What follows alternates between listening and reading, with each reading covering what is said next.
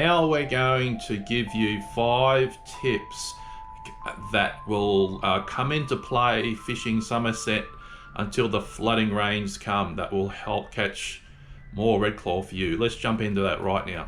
So tip number 1 is Stevie C says that the resident redclaw, the majority of them are burrowed in the mud, deep in the deeper water, and they're waiting for the flooded rains to come. And when they come, the flooded rains, we will see the redclaw going right up into the shallows, feeding and gorging themselves on the flooded grasses.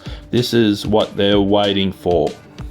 And tip number 2 is, until then, put your redclaw pots in about 2 to 2.5 meters deep, near and around thick timber. Tip number 3 is to use a round funnel redclaw pot over the 2 entry opera house pots.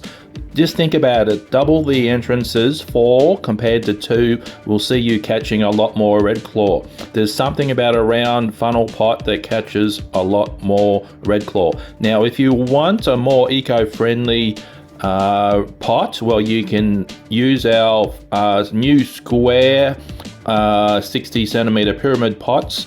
They have a built-in bait bag, or our round pyramid pots with the PVC insert, which is a game changer. This works so well.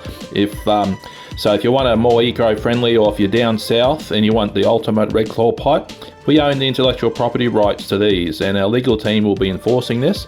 So just send me a message. And tip number 4 is to put in more bait than 2 pieces, because once they eat it, they'll move on. They'll try to get out of your pot. So if you put in a smorgasbord full of bait, a good selection, you'll catch a lot more redclaw. And tip number 5, which is the hot tip, is to try different flavors of your dried dog biscuits or dried cat biscuits. Marrowbone is a good one, but there's a whole heap of other baits that work well. The kangaroo jerky is another hot bait that works really well.